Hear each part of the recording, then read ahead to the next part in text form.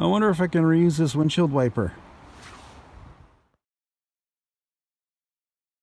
Well, it's another day on the wet coast, and today the nickname is living up to its name as it's raining just a little bit. It's also kind of windy too, so I've got about an hour's worth of workable daylight, and I'm going to use some of that time to try and get the windshield wiper motor replaced on my Ford. It stopped working at some point while it was parked, probably corroded, just getting damp over the years. And now I'm going to continue taking out the old one and replace it with a new one. Don't know if I have enough time to get it all done tonight, but I'm going to start. There's the new motor. I just hooked it up to the wiring to test it. It does work. I wanted to make sure it wasn't a fuse or something that had blown first, and it wasn't. So I already started doing this, and I realized I made a critical mistake by, well, one, not looking at the manual, and that's something that I do quite often, just trying to figure it out myself. And I managed to work the old bolts loose, and then realized I had no way of disconnecting the linkage, so I actually looked at the manual and realized that I have to take this cowling off first. The first thing I need to do is take off the windshield wiper arms, and that's done by pulling this little tab here. Both of them should be about the same, and hopefully they're not jammed on so well that I can't get them off. There's a couple of screws here, and one here, there's one here, some down there, and I think there's a couple on the inside I gotta undo. I'm gonna get my drill and put it on the impact setting and see if I can work those loose.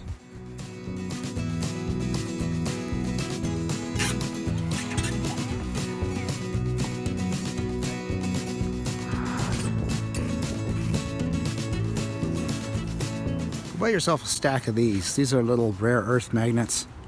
Get them really cheap on Amazon. They'll do wonders for you. You can do all sorts of fun stuff with these. Like get screws out that are sitting in a hole and won't come out.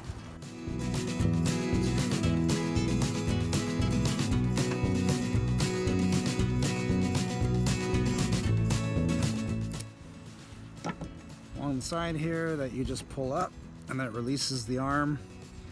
And if your windshield wiper isn't seized on or rusted on or anything, it should just pull off.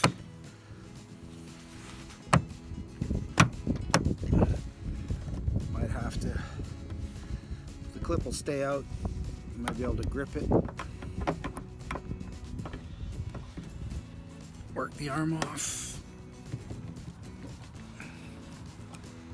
Might have to tap it.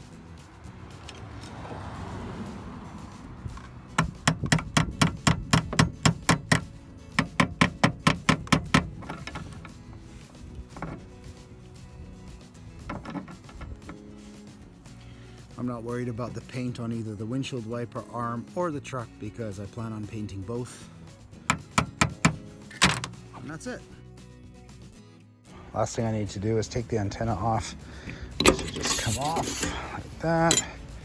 Undo those, it should pop out. You can see that the cowling is already loose now that I've done all the screws holding it on. And now comes the fun part, wiggling the cowling out from under the hood. Do that if you don't care too much about your paint. If you do, take the hood off first, and you might want to have a friend help you out. They're pretty heavy.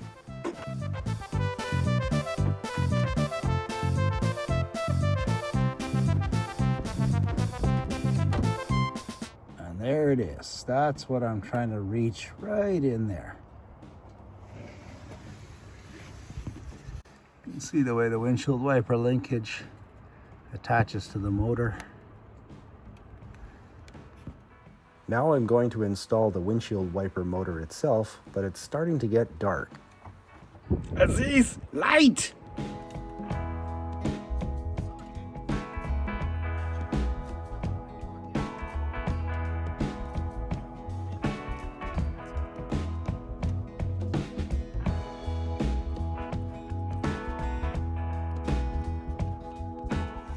Going back topside, attaching the windshield wiper arm linkage to the wiper motor arm with the windshield wiper transmission clip.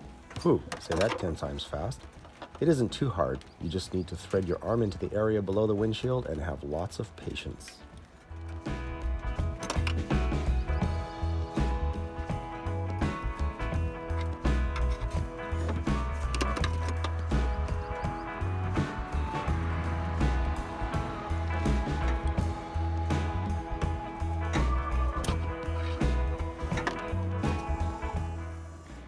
And it works.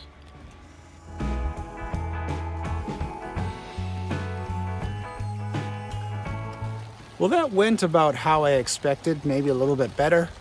Got it done before it got too dark, and you can see why on the wet coast you need to have good windshield wipers and good windshield wiper motors. And I think this is the third motor I've put into this truck. Now I'm going to clean up and dry off my tools, get inside and get warmed up. And tomorrow I'll put on some new windshield wiper blades just to complete this installation. Tomorrow. So it's a new day on the wet coast, and the weather has decided to cooperate for a change. I figured I'd take an hour, or maybe a little less, and get a couple more tasks on the old F150 done. Today I'm just going to change out the accessory belt and put on some new windshield wipers. So that's the accessory belt down here. It's pretty old and skanky. Probably got lots of life left in it. I don't know, I'll check it for cracks when I pull it off. These things are pretty simple to change. The belts are cheap, like 20 bucks. Good insurance to carry a spare with you, and all you really need is a 5/8 socket and some leverage. You can usually find a diagram of the way the serpentine belt goes through the pulleys. This truck doesn't have one. I don't know if it never came with one. But what I like to do for stuff like this is just take a photo with your phone, because it's not like you have to go to a Photoshop anymore and have the film developed and wait a week for it. So I've already done that. I have an idea how the belt runs through the pulleys. Pretty straightforward. This is the belt tensioner.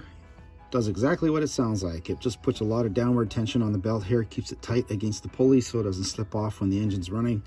All you need is a 5/8 socket on this truck, and I use a breaker bar with enough torque that's going to lift that off the belt easy enough, and I can get the belt out.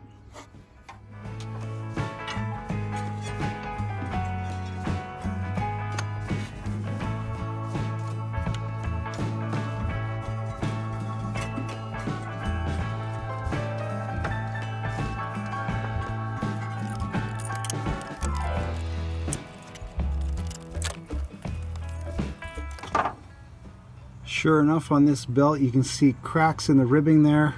Probably not a lot of life left in the belt. And now to get the new belt threaded in through the pulleys.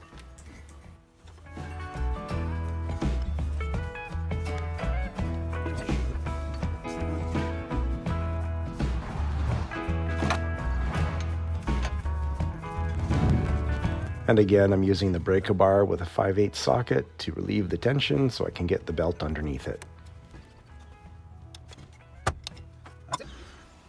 These are weird little clip-on ones. I think that shouldn't be too hard to get off. Oh, they're so gross.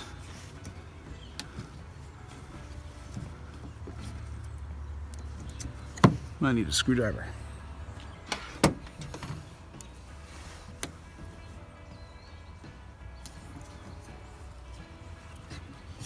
Maybe not even, just push a little tab down and it comes right off. Wow, that was way too easy.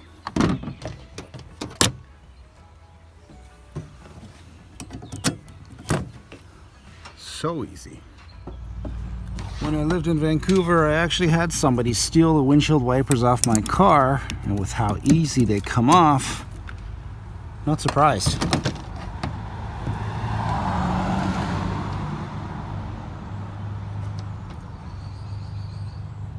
I guess stealing windshield wipers is cheaper than buying them. And that's that. That went surprisingly well. All of 20 minutes maybe. Double that for setting up camera angles and stuff to record it, but I'm happy.